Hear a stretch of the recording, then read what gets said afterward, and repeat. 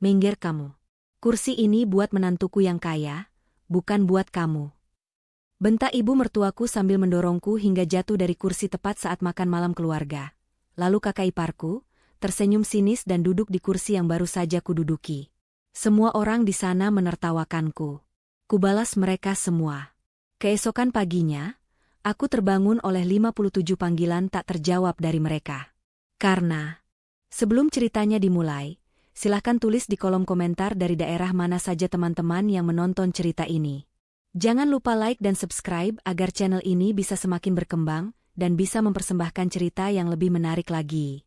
Malam itu, udara di restoran Imperial terasa berat dan menyesakan. Ini bukan jenis restoran yang biasa Tasya datangi. Langit-langitnya tinggi, dihiasi lampu kristal raksasa yang menumpahkan cahaya kuning mahal ke atas taplak meja putih bersih. Para pelayan bergerak nyaris tanpa suara di atas karpet beludru tebal. Aroma parfum mahal bercampur dengan bau samar steak dan anggur. Tasya merapatkan genggamannya pada lengan suaminya, Rizky. Rizky sendiri tampak tegang. Kemeja batik sutra yang dipakainya terasa kaku, dan keringat tipis membasahi pelipisnya. Ini adalah makan malam keluarga besar Rizky. Acara yang paling ditakuti Tasya. Tasya membenarkan letak hijab sederhananya.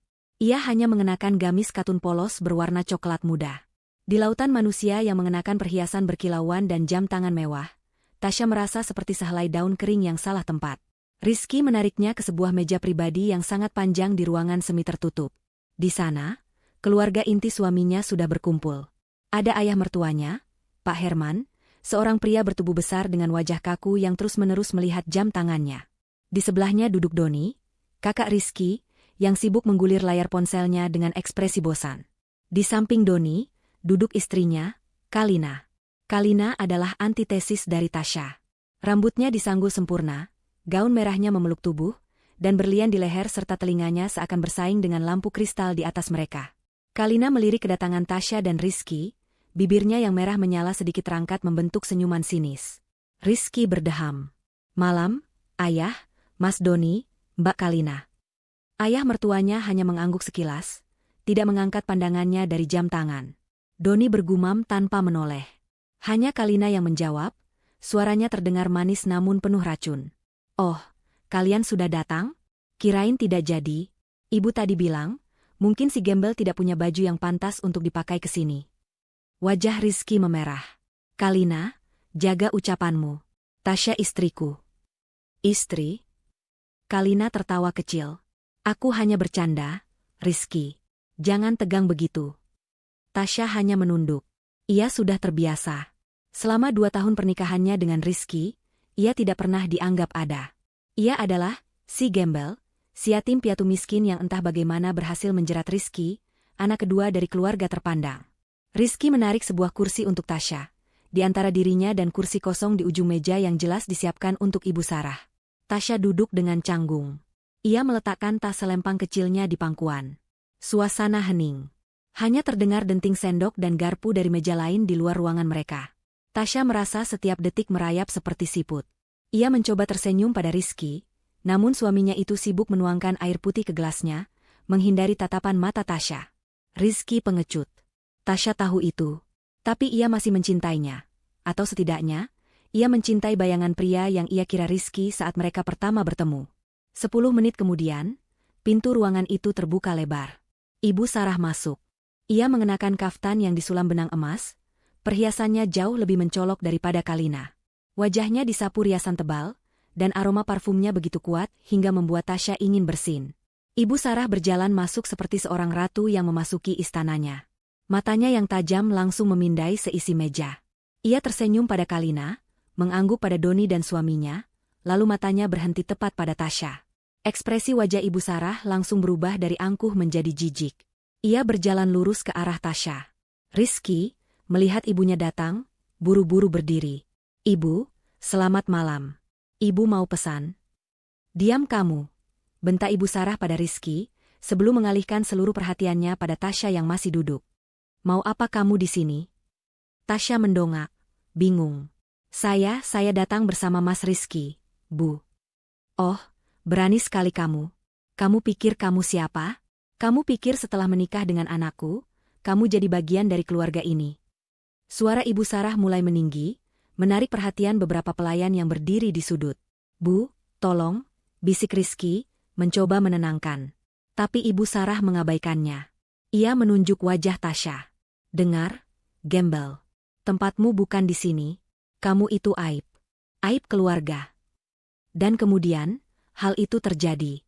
Dengan gerakan cepat yang mengejutkan, Ibu Sarah menumpukan kedua tangannya di bahu Tasya dan mendorongnya dengan sekuat tenaga. "Minggir kamu." Tasya tidak siap. Dorongan itu begitu kuat hingga kursi yang didudukinya tergeser ke belakang dan kehilangan keseimbangan. Tasya menjerit pelan saat ia, kursinya, dan semua harga dirinya, jatuh terguling ke lantai karpet yang tebal. "Kursi ini buat menantuku yang kaya, bukan buat gembel sepertimu. Keluar dari sini. Acara ini hanya untuk keluarga terhormat." Teriakan Ibu Sarah menggema di seluruh ruangan. Untuk sesaat, dunia berhenti. Hanya ada suara napas Tasya yang terengah-engah. Hijabnya menjadi miring, menampakkan sedikit rambutnya. Tas kecilnya terlempar. Isinya berceceran di lantai, sebuah dompet tipis, ponsel lama, dan sebatang lip balm. Lalu, tawa itu meledak. Itu dimulai dari Kalina. Ia menutup mulutnya, tapi matanya menari-nari penuh kemenangan. Lalu Doni ikut tertawa, tawa yang dalam dan meremehkan. Beberapa kerabat lain di meja itu ikut tersenyum canggung, tidak berani menertawakan tapi juga tidak berani membela. Ayah mertuanya, Pak Herman, hanya menghela napas panjang. Tampak kesal karena keributan itu, bukan karena penghinaannya. Tasya membeku di lantai. Ia tidak merasakan sakit fisiknya. Yang ia rasakan adalah tusukan ribuan jarum es di hatinya. Ia melihat ke sekeliling. Tawa. Senyum sinis. Wajah-wajah yang memandangnya seperti ia adalah sampah. Kalina, dengan gerakan yang anggun seolah sedang menari, berdiri dari kursinya, melangkahi kaki Tasya yang masih tergeletak, dan duduk dengan angkuh di kursi yang baru saja diduduki Tasya. Ia menepuk-nepuk sandaran kursi itu. "Ah, terima kasih, Ibu. Kursi ini memang jauh lebih nyaman." Semua orang kembali tertawa. Tasya menahan air matanya. Ia tidak akan menangis. Tidak di sini. Matanya mencari satu orang. Satu-satunya alasannya berada di sana. Rizky. Suaminya itu berdiri mematung. Wajahnya pucat pasi. Tangannya terkepal di sisi tubuhnya. Ia menatap ibunya, lalu menatap Tasya di lantai, lalu kembali ke ibunya. Ia membuka mulut, tapi tidak ada suara yang keluar. Ia seperti ikan yang terdampar di daratan, megap-megap mencari udara, mencari keberanian yang tidak pernah ia miliki. Melihat suaminya yang hanya diam, sesuatu di dalam diri Tasya retak dan pecah selamanya. Cinta yang ia pertahankan, harapan yang ia pupuk, semuanya hancur berkeping-keping di lantai restoran mahal itu. Dengan martabat yang tersisa, Tasya mulai memunguti barang-barangnya. Ia memasukkan kembali dompet dan ponselnya ke dalam tas. Ia merapikan hijabnya dengan tangan yang gemetar hebat. Ia berusaha berdiri, namun kakinya terasa lemas. Akhirnya, Rizky bergerak. Tapi ia tidak membentak ibunya. Ia tidak memarahi Kalina. Ia tidak membela Tasya. Ia hanya berjalan ke arah Tasya, menarik lengan istrinya itu dengan kasar hingga berdiri. "Kita pulang," desisnya, suaranya rendah dan penuh amarah yang salah sasaran. Rizky tidak berkata apa-apa lagi. Ia tidak mengucapkan selamat tinggal pada keluarganya. Ia menyeret Tasya keluar dari ruangan itu, melewati tatapan kasihan para pelayan dan tatapan penasaran para tamu lain. Penghinaan itu begitu sempurna, begitu terbuka. Perjalanan pulang adalah siksaan dalam keheningan. Tasya duduk tegak di kursi penumpang, menatap lurus ke depan. Air matanya sudah kering bahkan sebelum sempat keluar. Ia bisa melihat Rizky di sampingnya, mencengkeram setir begitu erat hingga buku-buku jarinya memutih. Suaminya itu terus-menerus membuka mulut, seolah ingin mengatakan sesuatu, mungkin permintaan maaf, mungkin pembelaan diri, mungkin menyalahkan Tasya atas kejadian itu. Tapi tidak ada yang terucap. Keheningan di antara mereka jauh lebih keras daripada teriakan Ibu Sarah tadi. Setibanya di rumah kontrakan kecil mereka, Rizky akhirnya berbicara saat mereka masuk ke ruang tamu yang gelap. "Tasya, Ibu memang begitu. Dia tidak bermaksud." Tasya tidak menoleh. Ia hanya berkata dengan suara datar, "Aku lelah. Aku mau tidur." "Tasya, dengarkan aku dulu. Kita bisa bicarakan ini. Harusnya kamu tadi." Tasya tidak mendengarkan. Ia berjalan lurus. Bukan ke kamar tidur utama mereka, melainkan ke kamar tamu kecil di sebelah dapur. Ia masuk, dan sebelum Rizky bisa mengikutinya, Tasya menutup pintu dan menguncinya dari dalam. Terdengar suara Rizky menggedor pintu. Tasya, buka. Tasya, jangan kekanak-kanakan. Buka pintunya. Tasya bersandar di pintu, akhirnya membiarkan tubuhnya gemetar. Tapi ia tidak menangis. Ia merasakan sesuatu yang lain. Bukan kesedihan. Bukan kemarahan. Itu adalah kelegaan. Kelegaan karena semuanya sudah berakhir. Topengnya sudah hancur, dan begitu pula topeng suaminya. Setelah gedoran di pintu berhenti dan ia mendengar langkah Rizky yang frustrasi menjauh, Tasya duduk di tepi tempat tidur. Ia merogoh tasnya dan mengeluarkan ponsel lamanya. Ia menatapnya sejenak. Lalu, ia membuka laci nakas, mengeluarkan sebuah ponsel lain.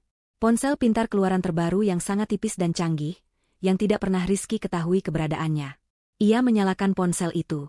Tidak ada kata sandi, hanya pemindai sidik jari. Layarnya menyala, menampilkan antarmuka yang bersih. Hanya ada satu kontak di dalamnya, disimpan dengan nama pengacara. Tasya membuka aplikasi pesan aman. Jari-jarinya bergerak cepat dan mantap, tidak lagi gemetar. Ia mengetik satu kalimat singkat. Sudah cukup. Laksanakan rencana Phoenix. Ia menekan tombol kirim.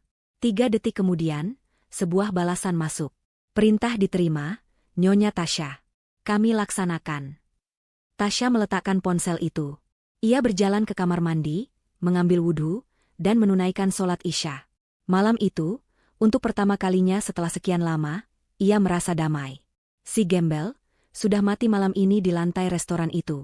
Besok, seorang ratu akan bangkit dari abunya. Alarm di ponsel lama Tasya berbunyi tepat pukul 4 pagi. Tapi Tasya sudah bangun sejak 1 jam sebelumnya. Ia tidak tidur sama sekali. Ia duduk di sajadahnya, menyelesaikan wirid panjang. Kejadian semalam terputar ulang di benaknya, bukan sebagai kenangan menyakitkan, tapi sebagai rekaman data yang kering. Setiap tawa, setiap lirikan sinis, setiap kata-kata kejam, dan puncaknya, keheningan pengecut suaminya. Semua itu adalah bukti yang ia butuhkan. Keputusannya sudah bulat. Setelah semalam ia mengirimkan pesan, rencana Phoenix, itu, ia menghabiskan sisa malamnya dengan berdoa dan berpikir. Ia memikirkan ayahnya.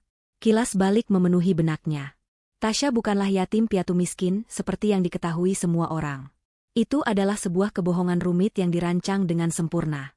Ia adalah Tasya, pewaris tunggal Astra Group, sebuah konglomerasi multinasional raksasa yang bisnisnya menggurita dari pertambangan, perbankan, hingga teknologi.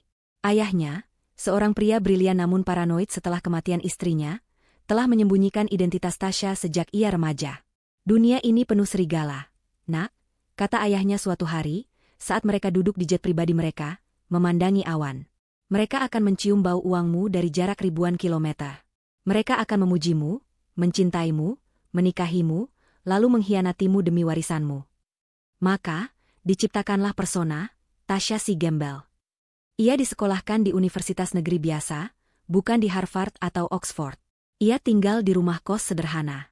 Setelah ayahnya meninggal dunia 5 tahun lalu, ia melanjutkan sandiwara itu.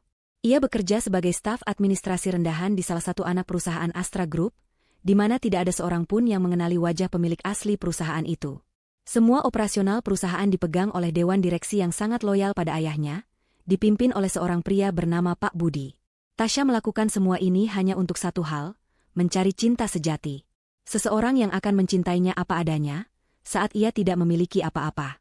Lalu ia bertemu Rizky. Rizky adalah seorang manajer junior di perusahaan lain. Ia tampak berbeda. Ia sopan, religius, dan tampak tidak peduli pada fakta bahwa Tasya hanya seorang admin miskin. Ketika ia melamar Tasya, ia menangis bahagia. Ia pikir ia telah menemukannya. Ia pikir ia telah memenangkan pertaruhan ayahnya. Pertemuan dengan keluarga Rizky adalah tamparan pertama. Ibu Sarah dan Kalina terang-terangan membencinya. Mereka menyebutnya pembawa sial, dan benalu. Tapi Rizky membelanya. Aku mencintai Tasya apa adanya, Bu, katanya saat itu. Tasya memegang erat kata-kata itu. Ia menoleransi semua hinaan, semua cibiran, demi kata-kata itu. Namun, ayahnya tidak hanya mengajarinya untuk bersembunyi. Ia juga mengajarinya untuk berperang. Rencana Phoenix, ayahnya pernah menjelaskan, adalah rencana darurat. Jika seseorang yang kau percayai mengkhianatimu, rencana ini akan membakar dunia mereka sampai ke tanah, dan kau akan bangkit dari abunya, persis seperti burung Phoenix. Secara spesifik, rencana Phoenix ini menargetkan perusahaan permata, perusahaan tekstil milik keluarga Rizky. Ayah Tasya, jauh sebelum Tasya bertemu Rizky, sudah tahu bahwa Pak Herman adalah pebisnis yang gegabah. Perusahaan permata dibangun di atas gunung utang. Selama bertahun-tahun, secara diam-diam melalui perusahaan cangkang, Astra Group telah membeli semua utang itu. Keluarga Adijaya, keluarga Rizky, secara teknis berutang triliunan rupiah kepada Tasya. Yang dibutuhkan hanyalah satu pemicu untuk menarik pelatuknya.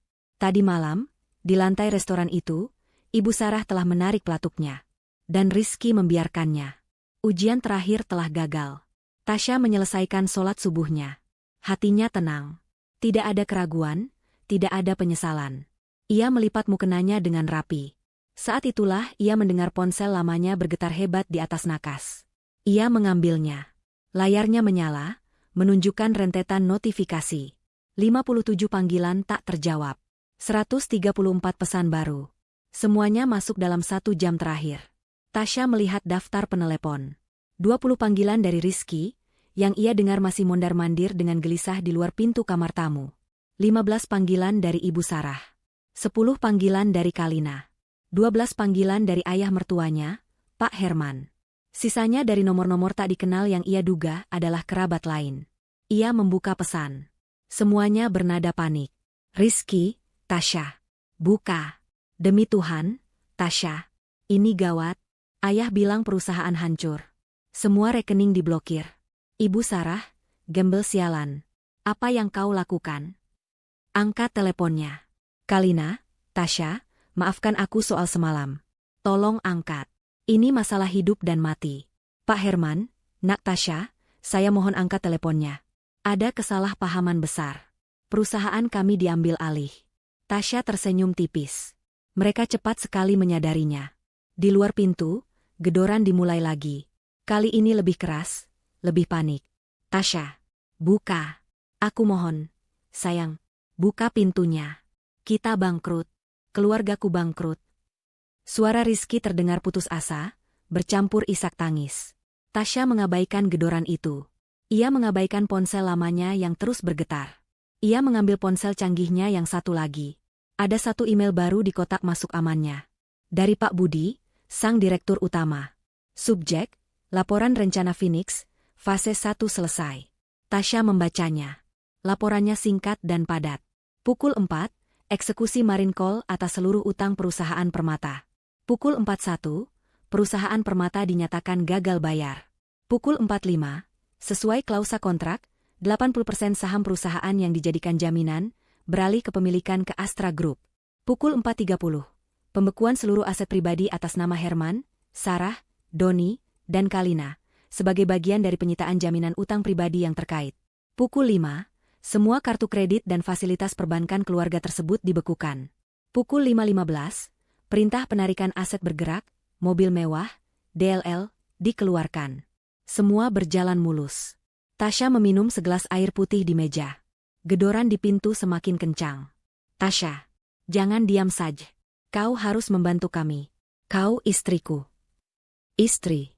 Kata itu terdengar hambar. Ponsel canggihnya berdering. Nama, Pak Budi, muncul di layar. Tasya mengangkatnya, suaranya tenang dan jelas. Pagi, Bu Tasya. Assalamualaikum. Waalaikumsalam, Pak Budi. Saya sudah baca laporannya. Kerja bagus. Alhamdulillah. Sesuai instruksi, Bu. Fase 1 selesai.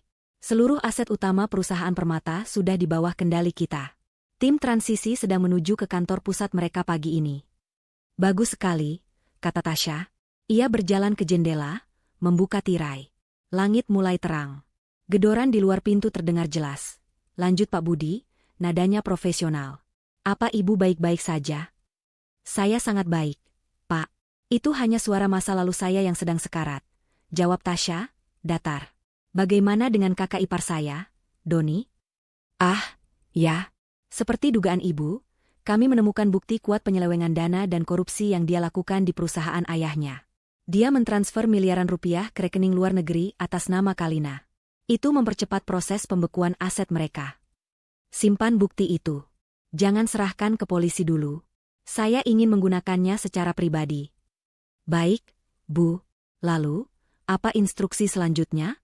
Sesuai rencana, kami akan tetap anonim sebagai Astra Group, investor misterius. Tasya terdiam sejenak. Ia melihat ke pintu kamar tamu yang digedor-gedor. Ia mendengar suaminya menangis dan memohon. Tidak, Pak Budi. Ubah rencananya, kata Tasya tiba-tiba. Ubah, Bu? Ya. Saya tidak mau bersembunyi lagi. Saya mau mereka tahu siapa yang melakukan ini. Saya mau mereka melihat wajah, gembel, ini saat mereka kehilangan segalanya. Pak Budi terdiam sesaat di seberang sana.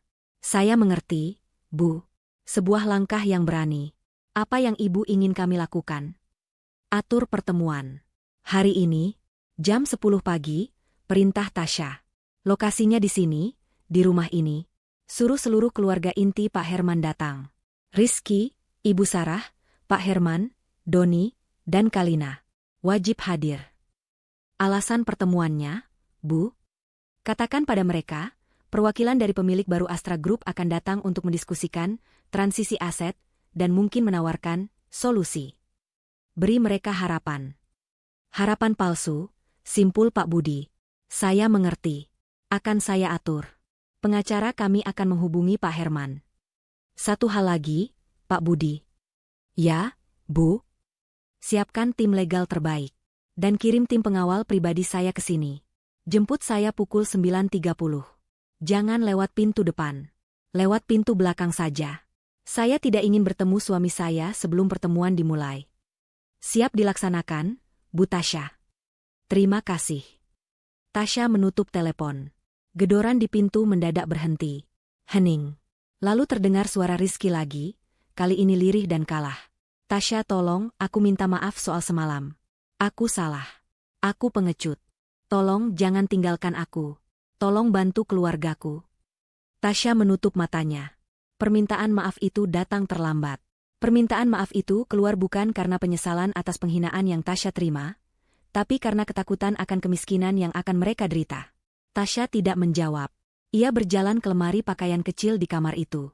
Ia mendorong gantungan berisi gamis-gamis sederhananya ke samping, memperlihatkan sebuah panel palsu di dinding belakang. Ia membukanya. Di dalamnya, tergantung rapi beberapa setel pakaian yang sangat berbeda. Power suit mahal, blus sutra, dan rok pensil yang dijahit khusus. Tasya mengambil satu setel pakaian berwarna biru tua yang elegan. Ia juga mengambil satu set hijab sutra yang serasi. Ia akan bersiap. Pukul 10 pagi ini, keluarga Adijaya akan bertemu langsung dengan si gembel. Dan mereka akan belajar, dengan cara yang sangat keras, apa arti dari kata penghinaan. Pukul 5:30 pagi di kediaman megah keluarga Adijaya. Biasanya, rumah itu masih senyap. Para asisten rumah tangga bergerak pelan menyiapkan sarapan. Namun pagi ini, kediaman itu seperti pasar yang baru saja terbakar. Kekacauan dimulai dari kamar utama. Ibu Sarah terbangun bukan karena alarm, tapi karena notifikasi di ponselnya. Tagihan listrik otomatis bulanannya gagal dibayar. Ia mengerutkan dahi. Aneh. Ia mencoba lagi. Gagal. Dengan kesal, ia membuka aplikasi belanja online-nya, mencoba membeli tas edisi terbatas yang sudah ia incar. Transaksi ditolak. Apa-apaan ini? Geramnya. Ia mencoba kartu kredit platinumnya. Ditolak. Ia mencoba kartu emasnya. Ditolak. Ia mencoba kartu debit prioritasnya. Saldo tidak mencukupi. Herman. Ia mengguncang suaminya, Pak Herman, yang masih tidur. Bangun. Semua kartuku diblokir. Apa yang kau lakukan? Kau tidak bayar tagihan? Pak Herman bergumam, masih setengah tertidur. Omong kosong apa, Sarah? Uang kita tidak ada serinya. Mungkin bannya sedang. Sebelum ia menyelesaikan kalimatnya, pintu kamar mereka digedor brutal. Ayah. Ibu. Gawat. Ayah. Itu suara Doni, putra sulung mereka. Pak Herman melompat dari tempat tidur, jantungnya berdebar. Ia membuka pintu. Doni berdiri di sana hanya dengan celana piyama, wajahnya sepucat mayat. Polisi, bukan penagih utang. Mereka di depan. Mereka mau menarik mobil Kalina. Apa? Ibu Sarah menjerit. Benar saja, dari jendela depan mereka bisa melihat sebuah truk derek besar sudah bersiap di depan gerbang. Dua orang berbadan tegap sedang berdebat sengit dengan satpam. Di belakang mereka, Kalina, menantunya, berlari keluar rumah dengan gaun tidurnya yang tipis, menjerit-jerit histeris. "Jangan, pergi kalian. Itu mobilku. Kalian tidak tahu siapa kami," raung Kalina, mencoba menghalangi truk derek itu. Pak Herman dan Doni berlari ke bawah, diikuti Ibu Sarah.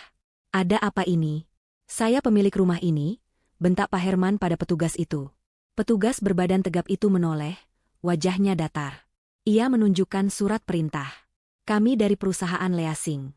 Ada tunggakan pembayaran atas mobil Ferrari merah ini. Kami diperintahkan untuk menarik unit." "Tunggakan? Omong kosong," seru Doni. "Mobil itu sudah lunas." "Data kami bilang belum, Pak.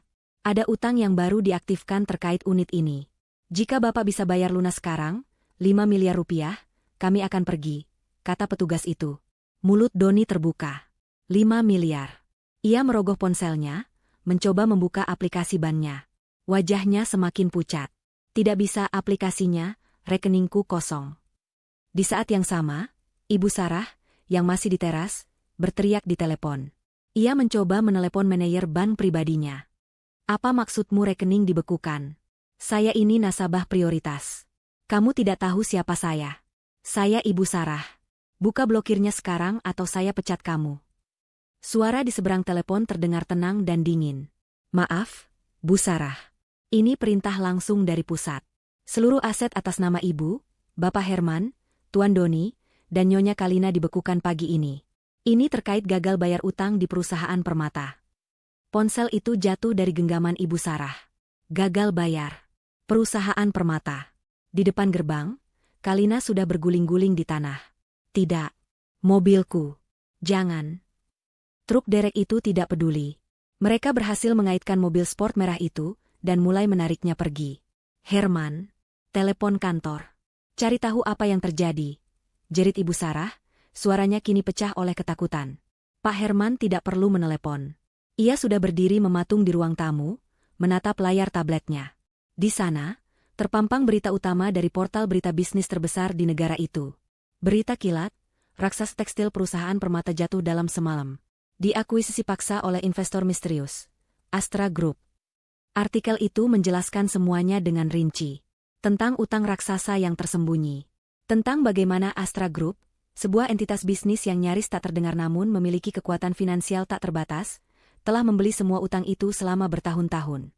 Dan tadi malam, tepat pukul 4 pagi, mereka melakukan marine call, permintaan pembayaran instan atas seluruh utang. Tentu saja, perusahaan Permata tidak bisa membayarnya. Dalam hitungan menit, sesuai kontrak jaminan yang pernah ditandatangani Pak Herman dengan gegabah bertahun-tahun lalu, 80% saham perusahaan berpindah tangan. Mereka bangkrut. Tablet itu jatuh ke lantai marmer, layarnya retak. Pak Herman ambruk ke sofa. Pria besar yang angkuh itu kini terlihat seperti balon kempis. Ia menatap kosong ke depan. Habis. Semuanya habis. Tidak. Tidak mungkin. Ibu Sarah mencengkeram kerah baju suaminya. "Bagaimana bisa? Kenapa kamu bisa berutang sebanyak itu?" "Aku tidak tahu. Utang itu, harusnya masih lama. Seseorang sengaja melakukan ini." Lirih Pak Herman. Kalina masuk, air matanya luntur berantakan, gaun tidurnya kotor oleh tanah. "Ini semua gara-gara dia," pekiknya, menunjuk ke arah pintu. "Ini semua gara-gara si gembel itu. Sejak dia masuk ke keluarga ini, kita selalu sial. Dia pembawa sial." Ibu Sarah terdiam. Matanya membelalak. "Sial. Gembel. Tadi malam. Penghinaan." "Benar," desis Ibu Sarah. "Si gembel itu. Ini pasti ada hubungannya dengan dia." "Rizky. Di mana Rizky?" Ia menyambar ponselnya dan menelepon Rizky. Anaknya itu mengangkat pada dering pertama, suaranya terdengar panik dan terisak. "Ibu. Perusahaan hancur. Semua?" "Aku tidak peduli," potong Ibu Sarah. "Rizky, cepat bawa istrimu si gembel itu ke sini. Kita harus memohon padanya, atau kita jual dia untuk bayar utang. Cepat, bawa dia ke sini sekarang." Ibu Sarah membanting telepon. Ia mondar-mandir seperti singa betina yang terluka. Ia tidak tahu siapa Astra Group, tapi ia tahu siapa yang harus disalahkan. Tasya. Saat itulah, ponsel Pak Herman yang tergeletak di lantai, berdering. Sebuah nomor tak dikenal. Dengan tangan gemetar, Pak Herman mengangkatnya dan menyalakan speaker. Suara seorang pria yang tenang dan profesional terdengar. "Selamat pagi. Saya berbicara dengan Bapak Herman?" "Ya, ini saya," jawab Pak Herman, suaranya lemah. "Saya Bintang, dari tim legal Astra Group. Kami mewakili pemilik baru perusahaan Permata." Seluruh ruangan hening. Ibu Sarah, Kalina, dan Doni membeku, menatap ponsel itu seolah itu adalah seekor ular berbisa. "Ada apa? Kalian sudah mengambil semuanya. Apalagi yang kalian mau?" tanya Pak Herman. "Pemilik baru kami," lanjut suara itu, mengabaikan pertanyaan Pak Herman, "bersedia untuk bertemu dengan Anda dan keluarga inti Anda pagi ini. Beliau ingin mendiskusikan proses transisi aset dan mungkin, jika Anda kooperatif, mendiskusikan solusi untuk meringankan situasi Anda." Sebuah kata melintas di benak mereka, solusi. Harapan. Ibu Sarah langsung merebut ponsel itu. Ya, kami mau. Di mana? Kapan? Kami akan datang ke kantor Anda. Kami akan bersujud. Kami akan melakukan apa saja. "Tidak perlu, Bu," jawab suara itu, masih tenang. "Pemilik baru kami meminta pertemuan diadakan di tempat yang lebih netral. Pukul 10 pagi ini. Di kediaman Tuan Rizky Adijaya." Hening lagi. Di rumah Rizky?" ulang Ibu Sarah, bingung. "Benar. Pastikan Bapak Herman, Ibu Sarah, Tuan Doni, dan Nyonya Kalina hadir tepat waktu. Perwakilan kami akan tiba di sana pukul 10 tepat. Selamat pagi." Telepon ditutup. Mereka berempat saling pandang. Kebingungan, ketakutan, dan sepercik harapan liar bercampur aduk. "Kenapa di rumah Rizky?" tanya Kalina. "Mungkin mereka tahu si gembel itu istri Rizky. Mungkin mereka kasihan pada kita," seru Ibu Sarah. "Tidak ada waktu," bentak Pak Herman, tiba-tiba menemukan sisa-sisa wibawanya. "Doni, Kalina, cepat ganti baju. Pakai baju terbaik kalian. Kita harus terlihat pantas. Ibu, cuci mukamu. Kita akan memohon. Kita akan merendahkan diri kita. Apapun asal perusahaan kembali." Dalam sekejap, keluarga yang baru saja hancur itu bergerak serempak. Mereka berlari ke kamar masing-masing, berebut kamar mandi, mencari pakaian termahal mereka yang tersisa. Mereka akan pergi ke rumah kontrakan kecil Rizky yang mereka hina. Mereka akan bertemu pemilik misterius Astra Group. Dan mereka akan memohon demi hidup mereka. Rizky bersandar di pintu kamar tamu. Tubuhnya luruh ke lantai yang dingin. Ia sudah di sana sejak 1 jam lalu, sejak ia menutup telepon dari ibunya. Pikirannya kacau. Hancur. Bangkrut. Perusahaan ayahnya hilang dalam semalam. Semua rekening dibekukan. Tapi bukan itu yang paling menakutinya. Yang paling menakutinya adalah keheningan di balik pintu ini. Setelah subuh tadi, gedorannya yang panik tidak dijawab. Tapi ia tahu Tasya ada di dalam. Ia mendengarnya. Ia mendengar suara air wudhu. Ia mendengar gumaman lirih doa. Dan yang paling mengerikan, sekitar pukul 6 pagi, ia mendengar Tasya berbicara di telepon. Itu bukan suara Tasya, si gembel, yang ia kenal. Suara istrinya yang biasanya lembut dan sedikit pemalu itu telah hilang. Suara yang ia dengar dari balik pintu itu tenang, dingin, dan penuh wibawa. Rizky hanya bisa menangkap beberapa kata. "Laksanakan, Pak Budi, jangan serahkan ke polisi dulu, atur pertemuan jam 10 di sini." Setiap kata itu menusuknya seperti jarum es. Siapa Pak Budi? Kenapa Tasya bicara soal polisi? Dan kenapa pertemuan itu diatur di rumah mereka? Rasa takut yang baru, yang jauh lebih dalam, mencengkeram Rizky. Apakah Tasya ada hubungannya dengan ini? Tidak mungkin. Pikiran itu terlalu absurd. Tasya adalah seorang admin rendahan. Seorang yatim piatu miskin. Tapi, suara itu, kini, didorong oleh keputusasaan dan panggilan telepon ibunya, ia kembali memohon. Ia tidak menggedor lagi. Ia hanya terduduk lemas, menyandarkan pipinya ke kayu pintu yang dingin.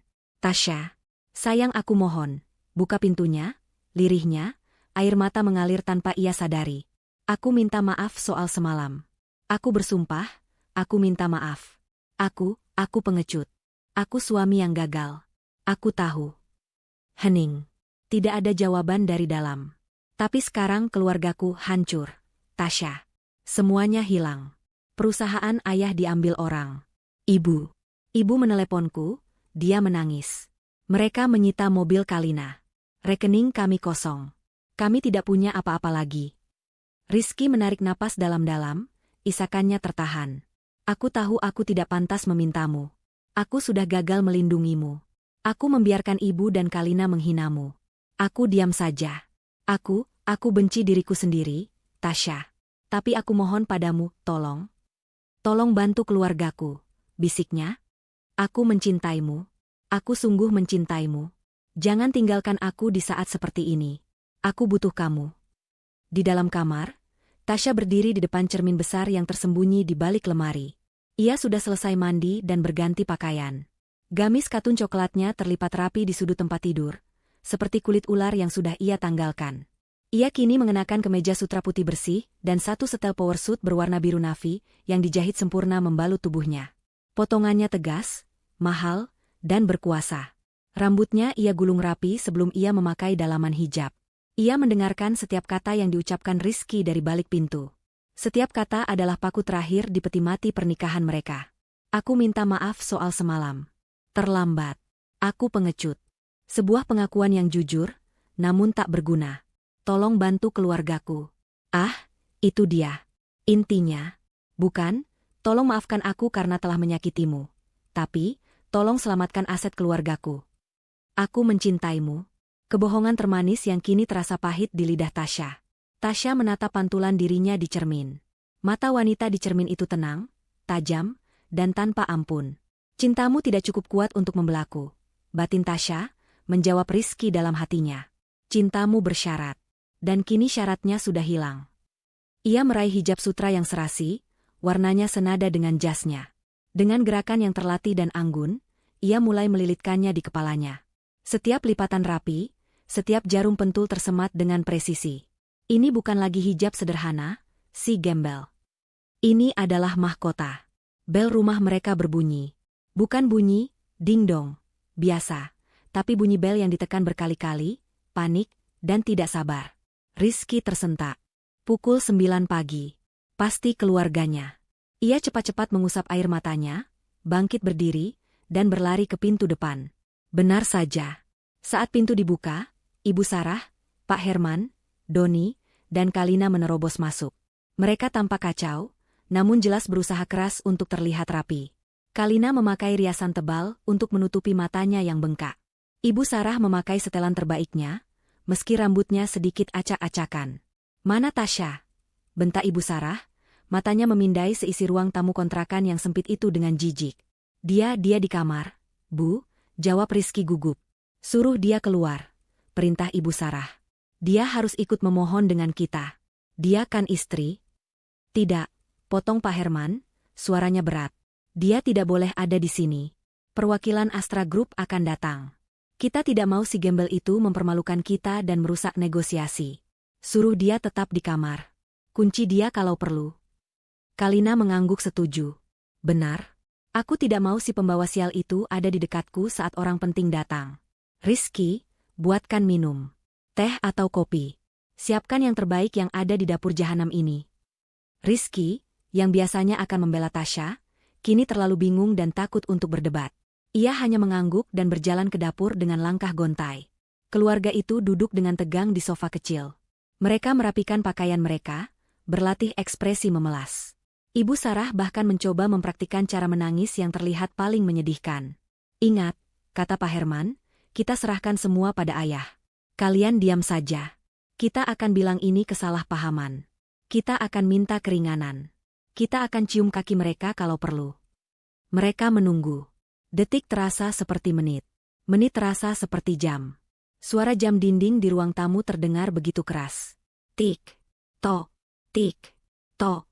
Pukul 9:59. Mereka semua menahan napas, mata mereka tertuju pada pintu depan, menunggu bel berbunyi. Menunggu kedatangan penyelamat atau algojo mereka. Lalu, sebuah suara memecah keheningan. Bukan dari pintu depan. Klik. Itu adalah suara kunci yang diputar dari dalam. Semua kepala, Rizky yang baru keluar dari dapur, Ibu Sarah, Pak Herman, Doni, dan Kalina, menoleh serempak ke arah pintu kamar tamu. Pintu itu berderit pelan saat terbuka. Dan di ambang pintu, berdiri seorang wanita. Itu bukan Tasya, si gembel, yang mereka kenal. Bukan wanita bergamis kusam dengan tatapan mata yang selalu menunduk. Wanita yang berdiri di sana tinggi, tegap, dan memancarkan aura kekuasaan yang begitu pekat hingga membuat udara di ruangan itu terasa tipis. Ia mengenakan setelan biru navy yang harganya mungkin lebih mahal dari gabungan gaji mereka setahun. Hijab sutranya tertata sempurna. Wajahnya yang cantik ini terlihat dingin dan berwibawa. Matanya yang dulu sendu, kini menatap lurus ke arah mereka, tajam seperti belati obsidian. Di belakangnya, di lorong kecil, entah sejak kapan sudah berdiri dua pria berbadan tegap mengenakan jas hitam dan ARPC. Keluarga Adijaya membeku. Mulut mereka terbuka. Tasya melangkah maju ke tengah ruangan. Ia melihat nampan berisi cangkir teh di tangan Rizky yang gemetar.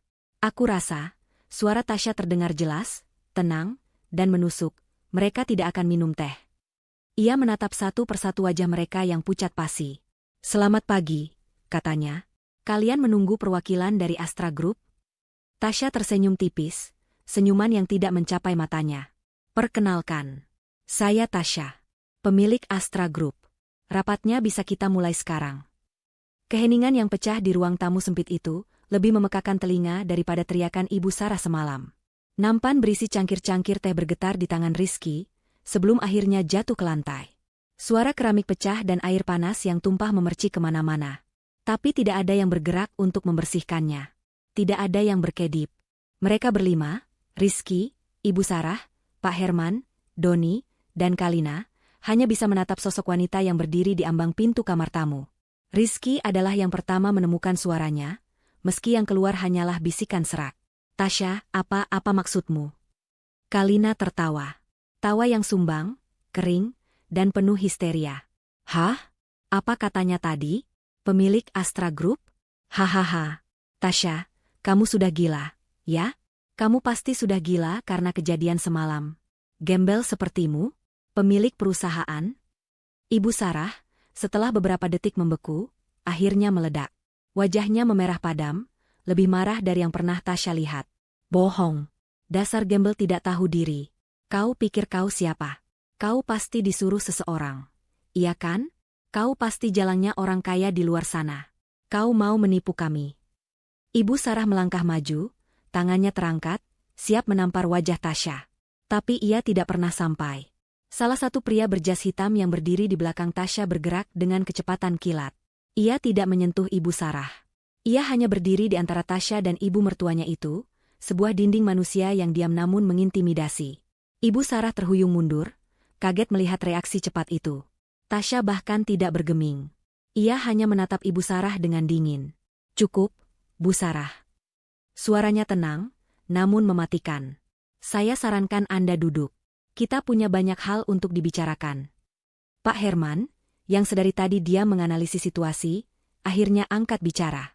Otak bisnisnya berputar, mencoba mencari penjelasan logis. Ini pasti jebakan. Ini pasti sebuah sandiwara yang rumit. Nak Tasya, katanya, mencoba memakai nada kebapakan yang diplomatis. Kami sedang menunggu orang yang sangat penting. Perwakilan dari Astra Group. Tolong, jangan buat lelucon di saat seperti ini. Ini masalah hidup dan mati bagi kami. Sekarang, bawa pengawalmu ini, entah kau sewa dari mana, dan masuk kembali ke kamarmu. Biarkan kami yang mengurus ini. Tasya tersenyum. Senyuman itu yang akhirnya menghancurkan harapan mereka. Itu bukan senyum Tasya, si gembel, yang penurut. Itu adalah senyum seorang predator yang telah memojokkan mangsanya. Anda benar, Pak Herman. Ini masalah hidup dan mati. Dan perwakilan Astra Group sudah ada di sini. Tasya menoleh sedikit ke belakang. Pria berjas hitam kedua, yang tadi tidak bergerak, melangkah maju. Dia bukan pengawal berotot seperti yang pertama. Dia lebih kurus, memakai kacamata, dan membawa sebuah koper kulit tipis. Dia adalah asisten Bintang, pria yang tadi pagi berbicara dengan Pak Herman di telepon. Mungkin Anda akan lebih percaya pada dokumen, kata Tasya. Bintang meletakkan koper itu di atas meja kopi yang sempit. Ia membukanya dengan satu klik yang tajam. Keluarga Adijaya mencondongkan tubuh ke depan, mata mereka terpaku pada isi koper itu. Bintang mengeluarkan selembar dokumen tebal yang dijilid rapi. Ia tidak memberikannya pada Pak Herman. Ia memberikannya pada Tasya. Ini adalah akta kepemilikan Astra Group, Nyonya Tasya, kata Bintang, suaranya profesional dan hormat. Dialihkan secara sah dari almarhum ayah Anda, 5 tahun lalu, saat Anda genap berusia 25 tahun. Mata Pak Herman membelalak. Ia tahu nama ayah Tasya. Ia tidak pernah menyelidikinya, hanya tahu dia sudah meninggal. Tapi nama yang tertera di dokumen itu adalah nama seorang legenda bisnis yang menghilang secara misterius dari publik bertahun-tahun lalu. Nama yang dikabarkan mengendalikan kerajaan bisnis dari balik bayang-bayang. Tidak mungkin. Desis Pak Herman. Bintang mengeluarkan dokumen kedua. Ini adalah surat perintah eksekusi aset perusahaan Permata, yang telah ditandatangani dan disahkan oleh pengadilan pagi ini, pukul 5.30.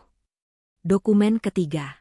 Dan ini adalah daftar lengkap jaminan utang pribadi yang ditandatangani oleh Tuan Herman, Nyonya Sarah, dan Tuan Doni, yang mencakup semua aset tidak bergerak, termasuk rumah mewah Anda, 3 mobil lain yang belum disita, dan bahkan rumah kontrakan ini. Rizky terhuyung ke belakang seolah baru saja ditinju. Rumah ini? Tapi, ini aku yang menyewa? Anda menyewa dari siapa, Mas Rizky? Tanya Tasya lembut, namun mematikan. Pemilik kontrakan ini berutang pada perusahaan ayahmu. Dan perusahaan ayahmu berutang padaku. Secara teknis, aku adalah pemilik baru dari utang sewa MU. Selamat, Anda sekarang adalah penyewa saya. Itu adalah paku terakhir. Penyangkalan mereka hancur berkeping-keping. Kalina ambruk ke sofa. Tidak mungkin. Doni menatap Tasya dengan ngeri, seolah baru pertama kali melihat hantu. Ibu Sarah menunjuk Tasya dengan jari gemetar. Kau menipu kami. Kau iblis. Kau menikah dengan anakku hanya untuk menghancurkan kami. Tasya akhirnya bergerak. Ia berjalan pelan melewati mereka, mengabaikan pecahan keramik di lantai. Sepatu hak mahalnya berbunyi pelan di lantai ubin yang murah. Ia berjalan ke satu-satunya sofa tunggal di ruangan itu, kursi favorit Pak Herman, dan duduk dengan anggun. Ia menyilangkan kakinya. Aura kekuasaannya memenuhi seluruh ruangan sempit itu, membuatnya terasa semakin sesak. Ia menatap Ibu Sarah. Menipu? Saya? Saya hidup sederhana. Saya memakai gamis katun. Saya naik angkutan umum. Saya tidak pernah berbohong tentang siapa saya. Saya hanya tidak menceritakan semua hal. Kalian, Tasya memandang mereka satu persatu, yang mengasumsikan saya gembel. Kalian yang merendahkan saya berdasarkan apa yang saya pakai, bukan siapa saya. Ia menoleh pada Rizky, yang masih berdiri mematung di dekat tumpahan teh. Dan kau, suamiku. Kau menikah denganku. Kau tidur di sebelahku selama 2 tahun. Dan kau tidak pernah benar-benar melihat aku. Rizky akhirnya luruh ke lantai, berlutut. Tasya, aku tidak tahu.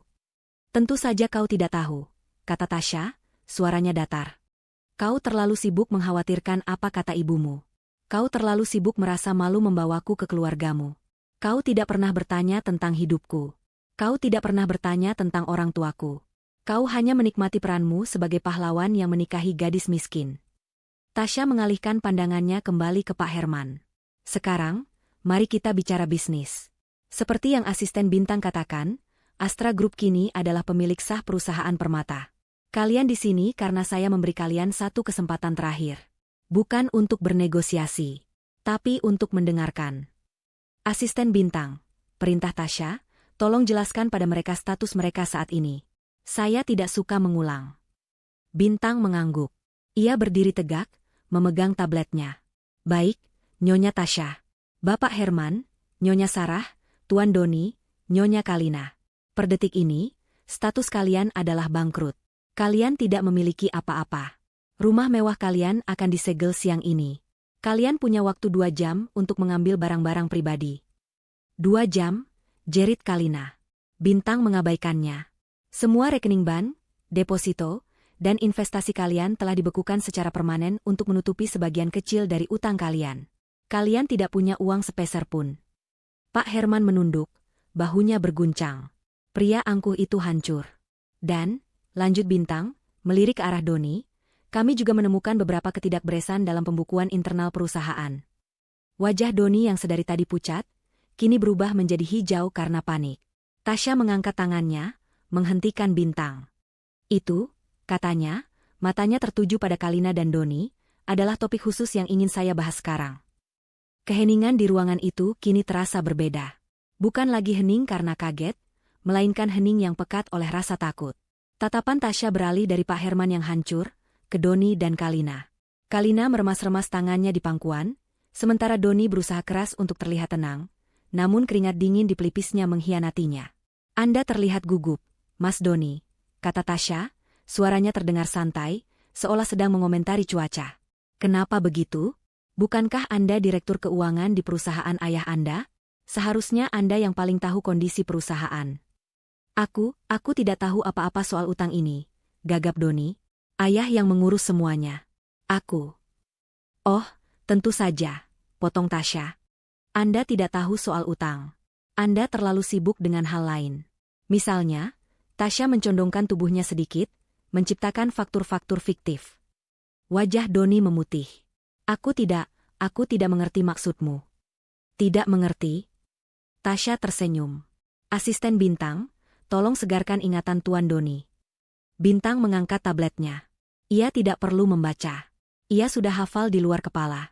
Tuan Doni, selama 3 tahun terakhir, Anda telah menyetujui pembayaran kepada 3 perusahaan pemasok cangkang.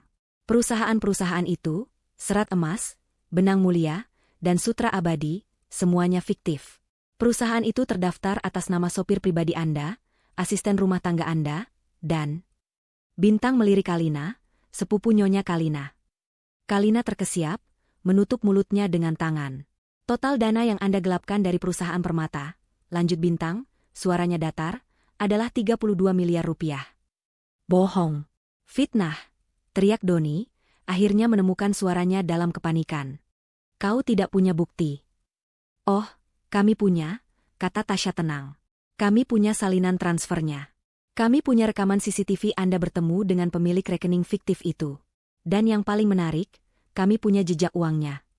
Tasya menoleh ke Kalina. Mata Kalina membelalak ngeri. Nyonya Kalina, sapa Tasya, suaranya manis seperti madu beracun. Anda pasti sangat mencintai suami Anda, sampai rela membiarkan nama Anda dipakai untuk membuka rekening rahasia di bank swasta di luar negeri. Sebuah rekening yang sekarang berisi berapa, Bintang? 30 miliar rupiah. 2 miliarnya mungkin sudah dipakai untuk membeli mobil sport yang tadi pagi ditarik, jawab Bintang. Kalina mulai terisak. Bukan isak tangis sedih, tapi isak tangis panik seseorang yang baru saja kehilangan segalanya. Tidak, itu uangku. Itu uang tabunganku. Jangan ambil uang itu. Uangmu? Tasya menaikkan alisnya. Itu bukan uangmu, Kalina. Itu uang perusahaan. Uang yang seharusnya bisa dipakai ayah mertuamu untuk membayar cicilan utangnya. Uang yang seharusnya dipakai untuk membayar gaji ratusan karyawan yang mungkin akan di-PHK minggu ini. Uang yang kau dan suamimu curi. Tasya berdiri dari duduknya. Ia berjalan pelan ke arah Kalina, yang kini gemetar hebat di sofa. Tasya berjongkok di depannya, menyejajarkan mata mereka. Kalina tidak berani menatapnya. Semalam, bisik Tasya, suaranya hanya terdengar oleh Kalina dan mereka yang terdekat. Kau duduk di kursiku. Kau tersenyum sinis saat aku jatuh di lantai. Kau merasa seperti ratu, di atas, si gembel. Tasya menatap lurus ke mata Kalina yang basah oleh air mata. Kau tahu harga kursi itu, Kalina? Kursi yang kau duduki dengan sombongnya tadi malam. Kalina hanya bisa menggeleng, terisak. Harganya adalah kebebasan suamimu. Dan semua uang curianmu. Apa maksudmu, isak Kalina? Bintang, kata Tasya, tanpa menoleh. Apa status hukum dari bukti-bukti ini? Bintang menjawab dengan lugas. Bukti ini sangat kuat, Nyonya. Cukup untuk menjerat Tuan Doni atas pasal penggelapan dalam jabatan, dan Nyonya Kalina atas pasal pencucian uang. Tuntutan minimal, 15 tahun penjara untuk Tuan Doni, dan 7 tahun untuk Nyonya Kalina. Tubuh Kalina menegang. Doni, di belakangnya, ambruk ke lantai. Tidak, jangan penjara, kami akan kembalikan uangnya. Kami kembalikan, seru Doni putus asa. Terlambat, kata Tasya. Uang itu sudah kami bekukan pagi tadi. Uang itu akan kembali ke perusahaan. Sebagai pemilik baru, saya yang akan memutuskannya. Tasya akhirnya beralih ke Ibu Sarah. Ibu mertuanya itu duduk membatu, wajahnya pucat pasi, mulutnya terbuka, tidak bisa lagi berteriak. Semua kesombongannya telah menguap. Dan Anda, Ibu Sarah, kata Tasya, suaranya kembali mengeras. Anda adalah alasan utama kita semua ada di sini. Anda yang mengajariku pelajaran berharga semalam. Bahwa di dunia ini, hanya orang terhormat yang boleh duduk di meja makan. Bahwa, gembel, sepertiku tempatnya di lantai.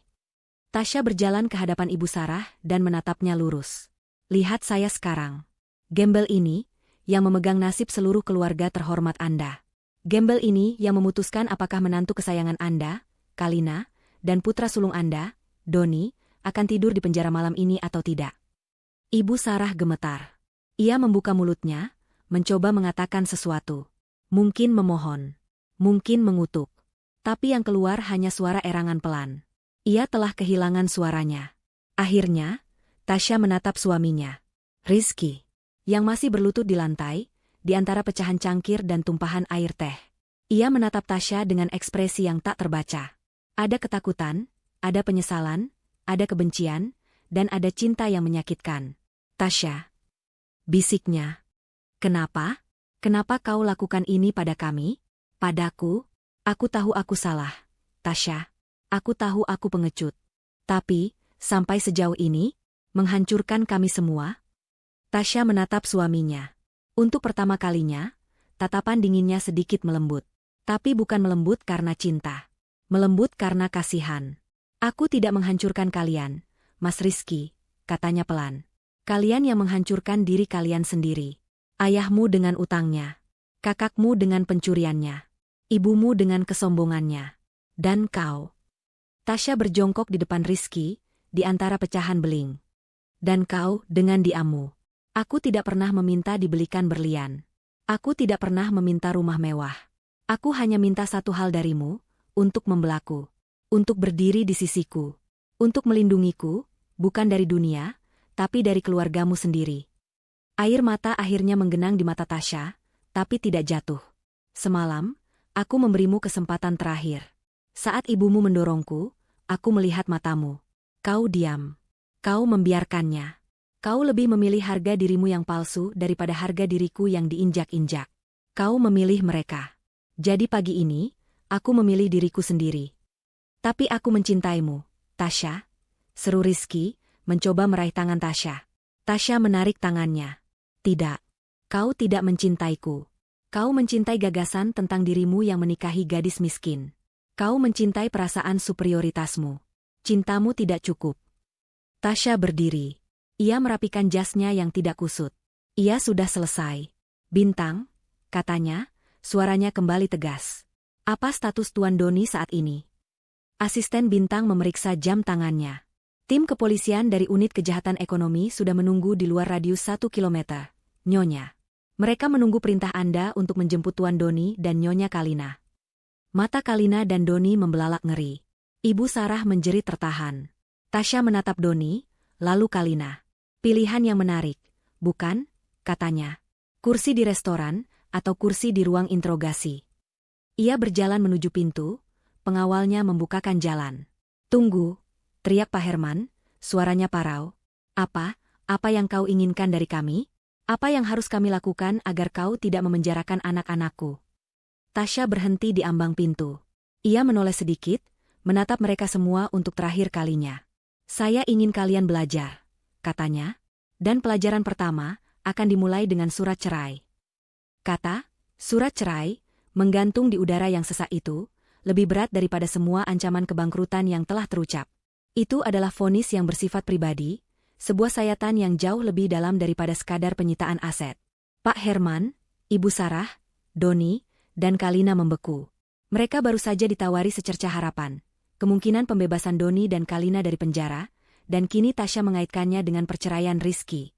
Mata mereka semua beralih kepada Rizky, yang masih berlutut di lantai, dikelilingi pecahan beling. Rizky mendongak, wajahnya hancur oleh air mata dan kebingungan. Cerai? Tasya, tidak, jangan lakukan ini. Aku tahu aku salah, tapi cerai? Ia mencoba merangkak maju, ingin menyentuh kaki Tasya, tapi pengawal di belakang Tasya berdeham pelan, sebuah peringatan yang membuat Rizky membeku. Aku bisa berubah, Tasya. Aku bersumpah. Aku akan meninggalkan mereka. Aku akan ikut denganmu. Aku akan jadi suami yang kau inginkan. Tasya menatapnya tanpa ekspresi. Kau akan ikut denganku? Kenapa? Karena sekarang aku kaya? Karena aku punya kuasa? Begitu, Mas Rizky? Dulu saat aku gembel, kau bahkan tidak bisa berdiri di sampingku. Sekarang aku punya segalanya. Kau mau ikut denganku? Itu bukan cinta. Itu oportunisme. Bukan, teriak Rizky. Aku mencintaimu. Cintamu tidak relevan lagi, jawab Tasya, suaranya dingin mematikan. Rizky, diam, bentak Pak Herman tiba-tiba. Ia melihat situasi ini dengan kacamata bisnis. Penjara Doni versus pernikahan Rizky. Baginya, pilihannya mudah. Tasya, Nyonya Tasya, ia mengoreksi dirinya, suaranya parau. Jika itu yang Anda inginkan. Jika perceraian Rizky adalah harga untuk kebebasan Doni, kami setuju. Ibu Sarah, yang sedetik lalu masih syok, kini menatap Rizky dengan tajam. Rizky, dengar ayahmu. Untuk apa mempertahankan gembel tidak tahu diuntung ini? Dia sudah menghancurkan kita. Ceraikan dia sekarang. Ironi dari ucapan itu begitu pekat. Semalam, Ibu Sarah menghina Tasya karena miskin. Hari ini, ia memerintahkan Rizky menceraikan Tasya karena wanita itu ternyata terlalu kaya dan berkuasa. Rizky menatap ibunya, lalu ayahnya. Wajah mereka tidak menunjukkan simpati padanya, hanya ada ketamakan dan ketakutan. Mereka siap mengorbankannya, seperti mereka selalu siap mengorbankan Tasya. Kalian, bisik Rizky. Kalian jahat.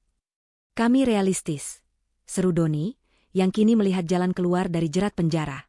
Ayo, Rizky. Tanda tangan. Selamatkan aku. Selamatkan Mbak Kalina. Kalina ikut mengangguk-angguk histeris.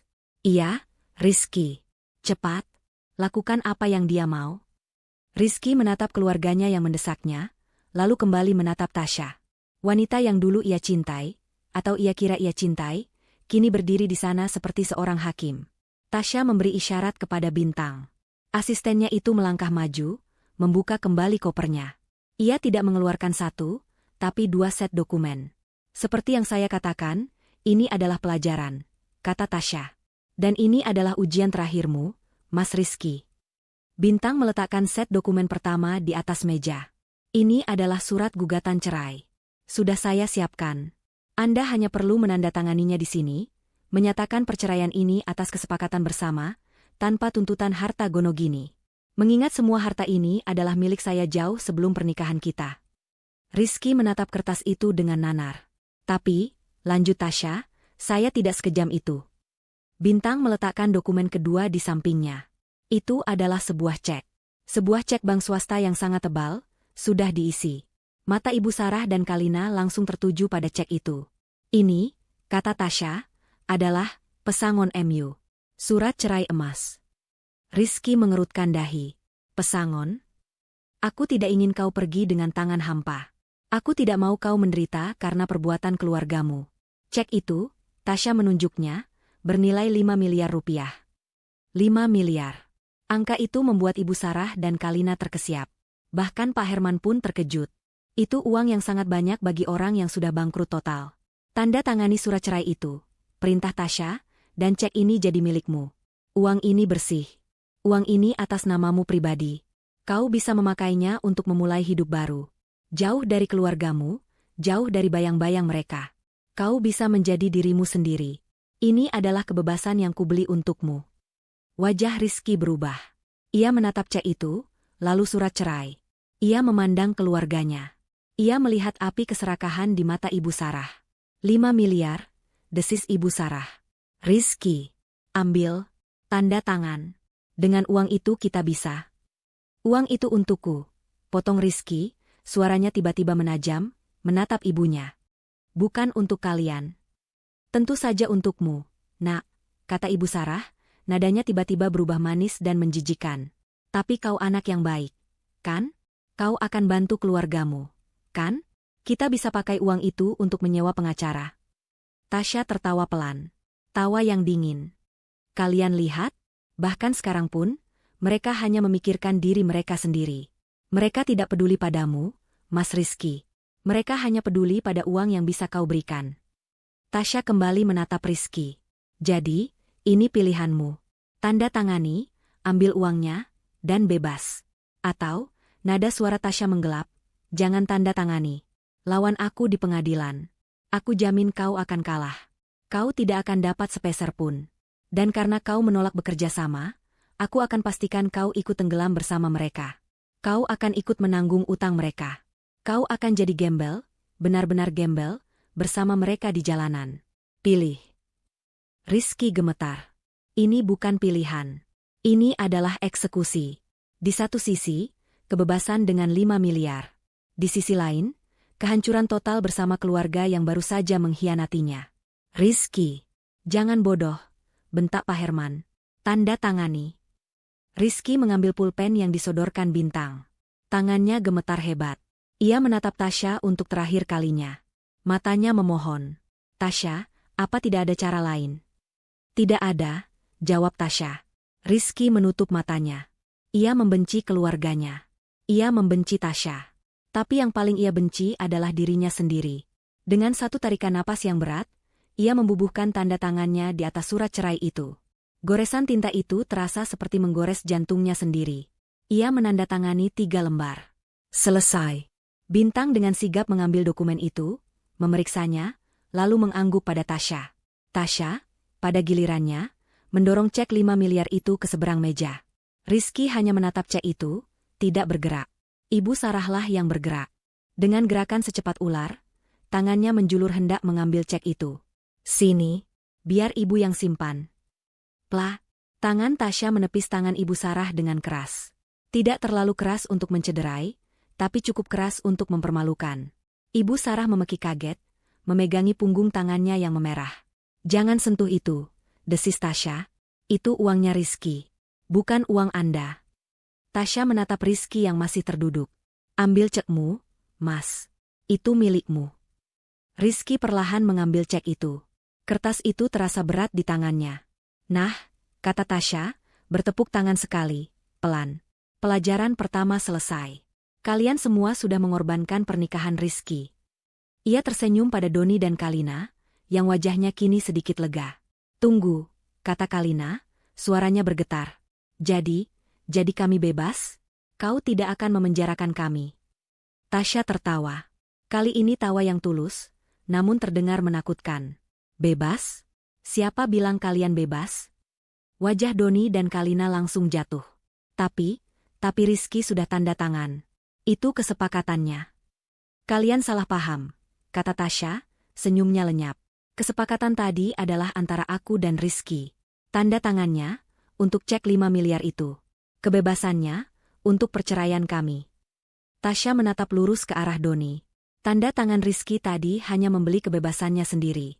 Kebebasanmu dan istrimu, Mas Doni, itu harganya beda. Kepanikan langsung meledak di wajah Doni dan Kalina. Apa? Kau menjebak kami? Teriak Doni. Itu tidak adil. Kau bilang. Saya bilang apa? Potong Tasya. Saya bilang ini adalah pelajaran. Pelajaran pertama adalah surat cerai. Kalian semua lulus dengan nilai buruk. Sekarang, selamat datang di pelajaran kedua, konsekuensi. Tasya, jangan. Rizky, yang masih memegang ceknya, tiba-tiba angkat bicara. Cukup. Kau sudah dapatkan semuanya. Kau sudah menghancurkan kami. Kau sudah menceraikanku. Apa itu belum cukup? Lepaskan mereka. Tasya menoleh pada mantan suaminya itu. Mas Rizky, kau sekarang orang bebas. Dan kaya. Kau tidak punya urusan lagi di sini. Kenapa kau masih membela mereka? Keluarga yang sama yang rela menjualmu demi uang. Rizky terdiam. Tasya kembali fokus pada keluarga inti Adijaya. Kalian ingin tahu harga kebebasan Doni dan Kalina? Pak Herman mengangguk lemah. Ia siap mendengar angka triliunan. Ia siap menyerahkan sisa hidupnya. Harganya, kata Tasya, bukan uang. Kalian sudah tidak punya uang. Harganya adalah kehormatan kalian. Sesuatu yang kalian junjung tinggi, yang kalian pakai untuk menginjakku. Tasya melirik ke jam dinding. Sekarang pukul 10:30.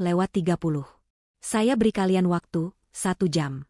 Tepat pukul 11:30, kalian berempat, ia menunjuk Pak Herman, Ibu Sarah, Doni, dan Kalina, harus sudah keluar dari rumah ini. Keluar? Tanya Ibu Sarah bingung. Tentu saja kami akan keluar. Kami akan ke rumah kami. Tidak, potong Tasya. Kalian tidak mengerti. Kalian akan keluar dari rumah ini. Lalu tim saya akan mengantar kalian ke rumah mewah kalian. Kalian punya waktu 30 menit di sana. Kalian hanya boleh membawa 1 koper kecil. Isinya pakaian seperlunya. Tidak ada perhiasan, tidak ada dokumen, tidak ada barang mewah. Hanya pakaian ganti. Setelah itu, kalian akan menyerahkan kunci rumah itu pada tim saya. Apa? Jerit Kalina. Rumah kami. Baju-bajuku. Tasku. Mulai siang ini, lanjut Tasya, mengabaikan Kalina, rumah itu, beserta seluruh isinya, resmi menjadi milik Astra Group. Termasuk baju-baju bekas kalian.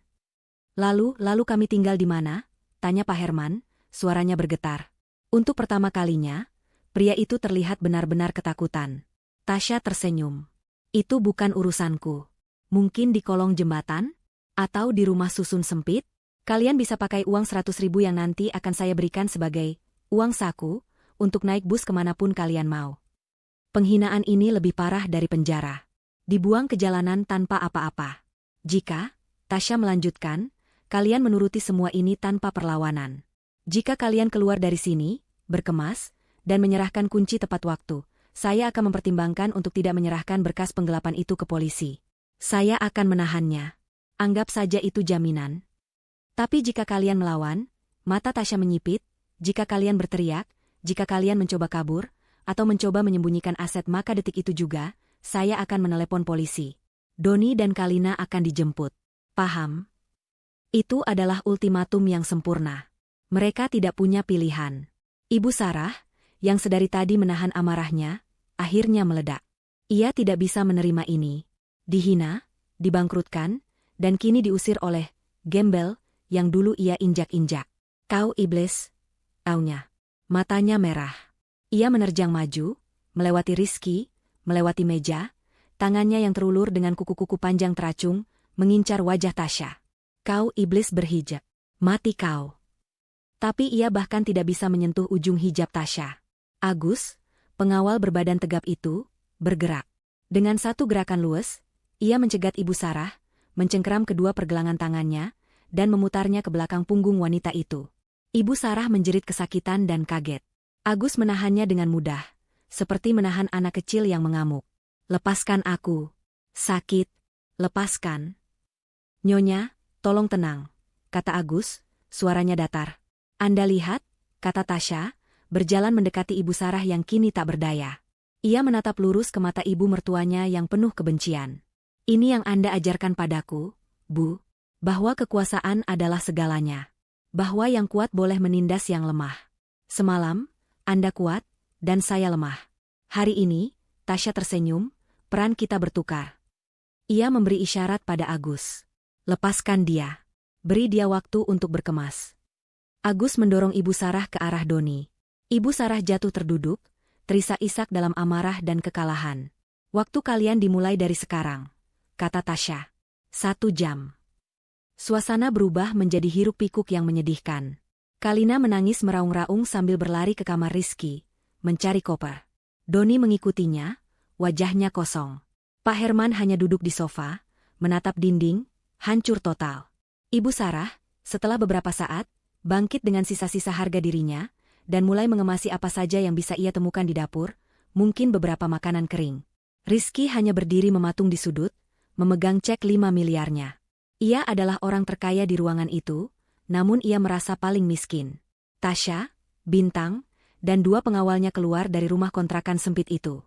Mereka menunggu di luar, di sebelah mobil sedan mewah berwarna hitam yang terparkir di gang sempit, kontras dengan lingkungan sekitarnya. Tetangga mulai berbisik-bisik, menatap mobil mewah itu dan keributan di dalam rumah Rizky. Tepat pukul 11.30, pintu terbuka. Keluarga Adijaya keluar satu persatu.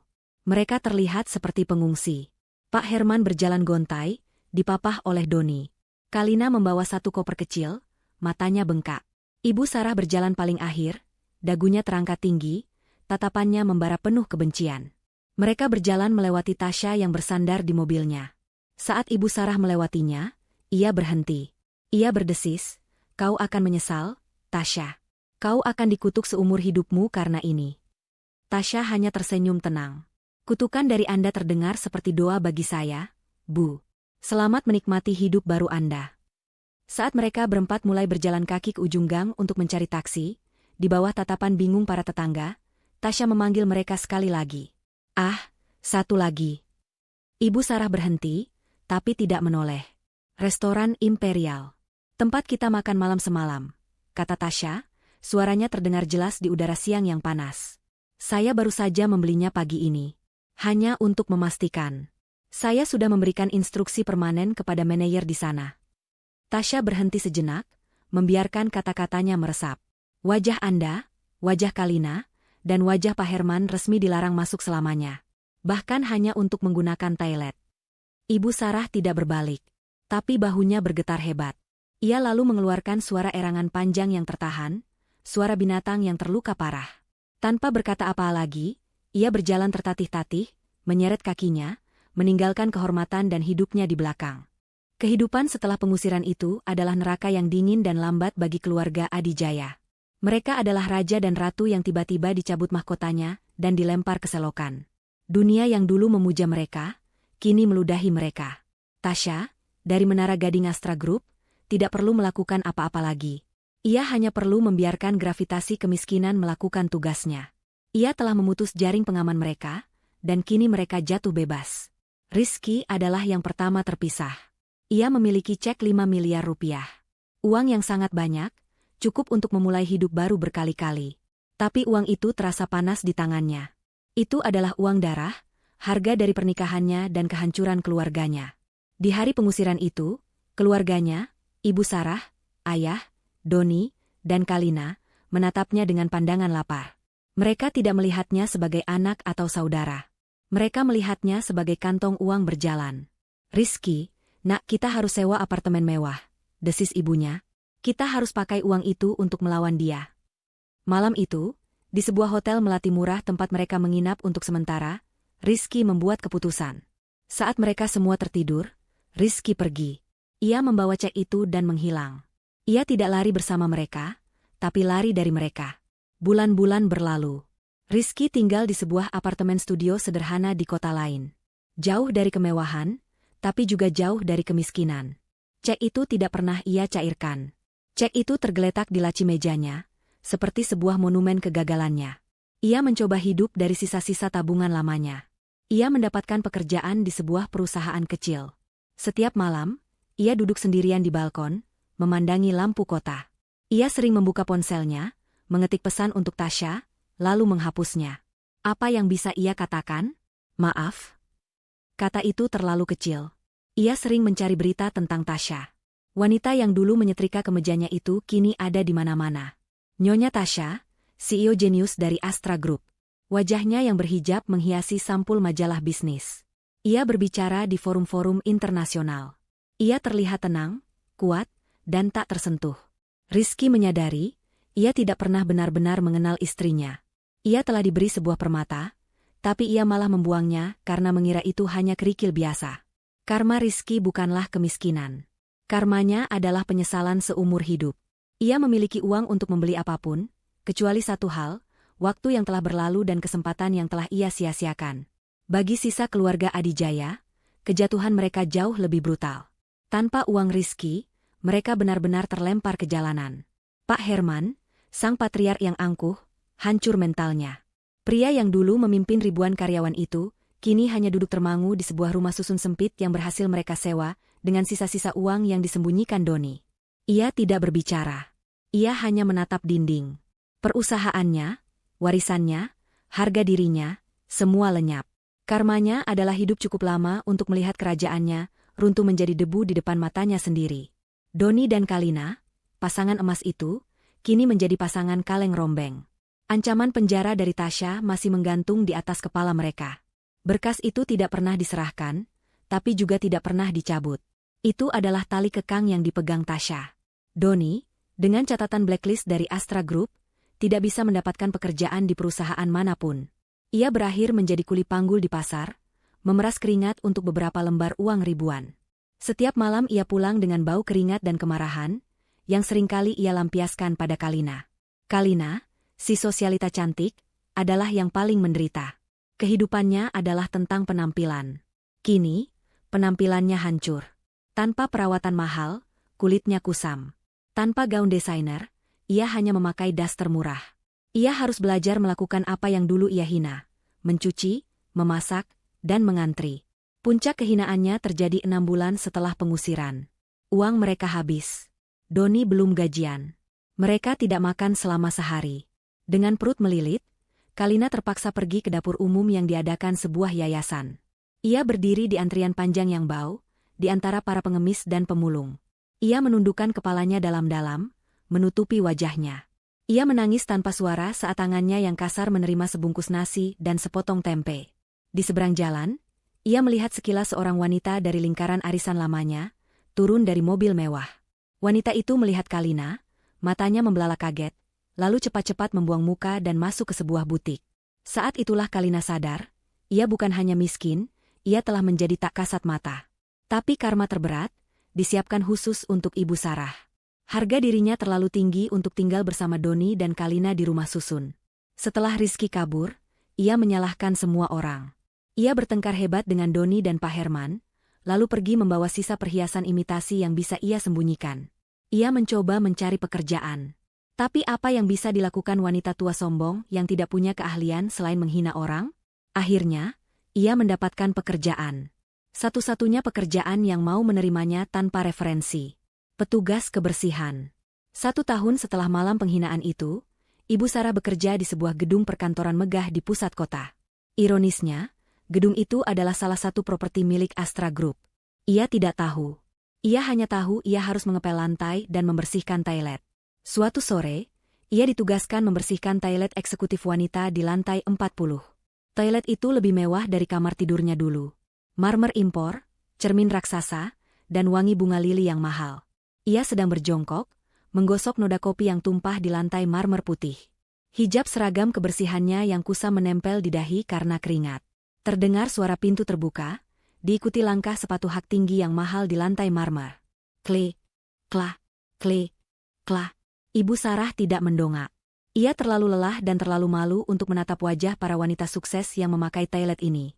Ia hanya terus menggosok. Sepatu itu berhenti. Tepat di depannya. Sepatu stiletto kulit berwarna merah marun yang sangat mahal. Nodanya bukan di situ. Sebuah suara tenang terdengar dari atas. Noda yang sebenarnya ada di wastafel nomor 3. Ada bekas lipstik di sana. Ibu Sarah membeku. Jantungnya seakan berhenti berdetak. Ia kenal suara itu. Ia sangat mengenalnya. Dengan gerakan yang lambat dan kaku, seperti robot yang karatan, Ibu Sarah mendongakkan kepalanya. Ia melihat ke atas. Melewati sepatu mahal, celana panjang sutra yang rapi, blazer yang elegan. Ia melihat wajah itu. Wajah yang menghantuinya setiap malam. Tasha. Tasha sedang berdiri di depannya, menatap bayangan mereka berdua di cermin raksasa. Ia tidak terlihat marah. Ia tidak terlihat sinis. Ia hanya terlihat tenang. Ia baru saja selesai mencuci tangan dan sedang mengeringkannya dengan tisu. Ibu Sarah membuka mulutnya. Tidak ada suara yang keluar. Seluruh tubuhnya gemetar hebat. Ini adalah penghinaan terakhir. Ini adalah karma dalam bentuknya yang paling murni. Sang ratu berhadapan dengan si pembersih toilet. Tasha selesai mengeringkan tangan. Ia membuang tisu itu ke tempat sampah di sebelah Ibu Sarah. Ia menatap Ibu Sarah sejenak, langsung ke matanya yang ketakutan. "Tolong bersihkan wastafel itu," kata Tasha, suaranya tetap datar. "Saya tidak suka tempat yang kotor." Lalu, Tasha berbalik. Klik, klah, klik, klah. Ia berjalan keluar dari toilet, meninggalkan Ibu Sarah yang masih berlutut di lantai yang basah. Saat pintu tertutup, Ibu Sarah akhirnya pecah. Ia tidak berteriak. Ia tidak menangis. Ia hanya tertawa. Tawa yang kering, serak, dan putus asa. Tawa seorang wanita yang telah kehilangan segalanya, termasuk kewarasannya. Ia telah mendapatkan apa yang pantas ia dapatkan. 1 tahun berlalu sejak Ibu Sarah berlutut di toilet itu. 2 tahun sejak malam penghinaan di restoran Imperial. Waktu telah mengubah segalanya. Astra Group, di bawah kepemimpinan terbuka Nyonya Tasha, telah berkembang pesat. Ia menjadi ikon baru di dunia bisnis. Seorang wanita berhijab yang memimpin dengan kecerdasan, ketegasan, dan, yang mengejutkan banyak orang, belas kasihan. Ia mendirikan yayasan besar atas nama mendiang ayahnya, membantu ribuan anak yatim piatu mendapatkan pendidikan. Ia bukan lagi si gembel atau sang algojo. Ia adalah sang ratu. Sore itu, Tasha baru saja menyelesaikan rapat dewan direksi yang panjang. Rapat itu diadakan di private room restoran Imperial. Restoran yang sama. Ruangan yang sama. Ia sengaja membelinya bukan untuk balas dendam, tapi sebagai pengingat. Pengingat tentang siapa dirinya dulu, dan pengingat untuk tidak pernah menjadi seperti orang-orang yang telah menyakitinya. Para direktur, termasuk Pak Budi yang setia, sudah pamit undur diri. Mereka menawarinya untuk mengawalnya pulang. Tidak, terima kasih, Pak Budi, kata Tasya sambil tersenyum. Saya rasa saya ingin makan malam di sini. Sendirian? Baik, Nyonya. Kami permisi, kata Pak Budi, membungkuk hormat. Ruangan itu menjadi sepi. Tasya duduk sendirian di meja panjang itu. Ia sengaja memilih kursi. Kursi yang sama persis tempat ia didorong hingga jatuh 2 tahun lalu. Ia memesan steak kesukaannya. Suasana restoran itu kini terasa berbeda. Dulu terasa mengintimidasi, kini terasa seperti rumahnya sendiri. Ia makan dengan tenang, menikmati setiap gigitan. Ia sudah berdamai dengan masa lalunya. Saat ia sedang menikmati makanannya, seorang pelayan baru masuk untuk membersihkan meja di sebelahnya. Pelayan itu terlihat sangat gugup. Tangannya gemetar. Ia mungkin masih dalam masa pelatihan. Saat ia mencoba mengangkat tumpukan piring kotor, ia kehilangan keseimbangan. Praaang. Sebuah nampan perak, beberapa piring, dan sebuah gelas air jatuh ke lantai. Pecahan kaca berhamburan. Air es muncrat kemana-mana, membasahi lantai marmer dan sebagian kecil mengenai ujung celana panjang sutra yang dipakai Tasya. Dunia seakan berhenti.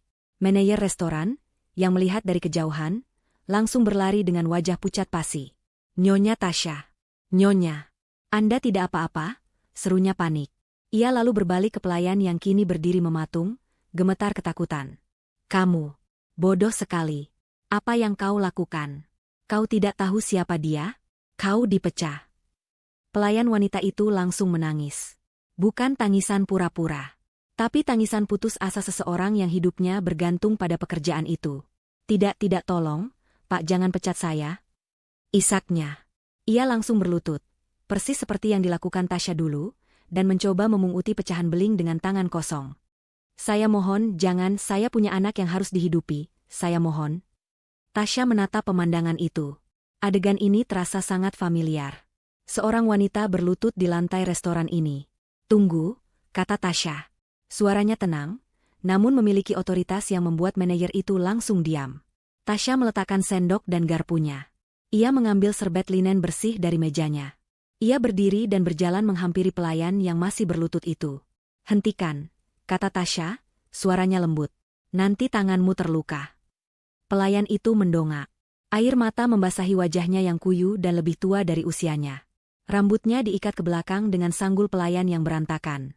Saat mata mereka bertemu, pelayan itu membeku. Napasnya tercekat. Itu adalah Kalina. Wajah yang dulu angkuh dan sinis itu, kini dipenuhi ketakutan yang luar biasa. Ia mengenali Tasya. Dan ia tahu, ini adalah akhirnya. Dihina di restoran yang sama, oleh orang yang sama. Ia memejamkan mata, menunggu teriakan, menunggu makian, menunggu diusir. Nyonya. Nyonya Tasya saya. Kalina tergagap, tidak bisa berkata-kata. Ia ingin lari, tapi kakinya lemas. Tasya menatap Kalina. Ia melihat lingkaran hitam di bawah matanya. Ia melihat bekas luka kecil di tangannya yang kurus. Ia melihat keputusasaan di mata wanita itu. Ia bisa saja menghancurkannya. Satu kata darinya, dan Kalina akan kembali ke jalanan. Sebaliknya, Tasya berjongkok. Ia menyejajarkan matanya dengan Kalina. Sama seperti yang ia lakukan di rumah kontrakan Rizky dulu. Tapi kali ini, matanya tidak dingin. Tanganmu, kata Tasya pelan, menunjuk tangan Kalina yang mulai berdarah karena pecahan beling. Tasya menyodorkan serbet linen yang dipegangnya. Bersihkan lukamu. Kalina menatap serbet itu, lalu menatap Tasya. Ia tidak mengerti. Tidak apa-apa, kata Tasya, suaranya meyakinkan. Semua orang bisa membuat kesalahan. Lantainya bisa dipel. Gelasnya bisa diganti. Itu hanya barang. Dengan tangan gemetar, Kalina menerima serbet itu dan menekan lukanya. Tasya lalu berdiri dan menoleh ke manajer yang masih berdiri kaku. Bapak, katanya. Bawa dia ke belakang. Obati lukanya. Dia tidak dipecat. Dia hanya kelelahan. Beri dia minum, lalu biarkan dia melanjutkan pekerjaannya jika dia sudah tenang. Manajer itu terperangah. Tapi, Nyonya, dia sudah mengganggu Anda. Dia tidak menggangguku, kata Tasya tegas. Dia hanya mengalami kecelakaan kerja. Lakukan yang saya perintahkan. Baik, Nyonya. Manajer itu mengangguk cepat. Tasya menatap Kalina untuk terakhir kalinya. Kalina masih berlutut, menatapnya dengan campuran rasa tidak percaya, malu, dan terima kasih yang mendalam. Pengampunan ini adalah hukuman yang jauh lebih berat daripada kemarahan. Pengampunan ini membakar habis sisa-sisa kesombongannya. Tasya memberinya senyuman kecil. Senyuman tulus yang pertama kali ia berikan pada Kalina. Berdirilah, kata Tasya. Lantai ini dingin. Nanti kau sakit. Pelayan lain membantu Kalina yang lunglai untuk berdiri dan menuntunnya ke belakang. Tasya kembali ke mejanya. Ia duduk dengan tenang. Ia memandang ke seberang ruangan, ke kursi tempat Kalina dulu duduk dengan angkuh setelah ia terjatuh. Ia lalu memanggil pelayan lain. Mas, boleh minta 1 creme brulee. Pelayan itu mengangguk dan pergi. Tasya memandang keluar jendela, ke lampu-lampu kota. Ia telah menghancurkan musuh-musuhnya dengan kekuatannya. Tapi malam ini, ia telah benar-benar menang dengan belas kasihnya. Gembel yang dulu terhina itu kini duduk di kursi yang sama. Bukan lagi sebagai korban, tapi sebagai seorang ratu yang tak terbantahkan, yang kekuatannya tidak lagi diukur dari seberapa keras ia bisa menjatuhkan, tapi dari seberapa besar ia bisa memaafkan.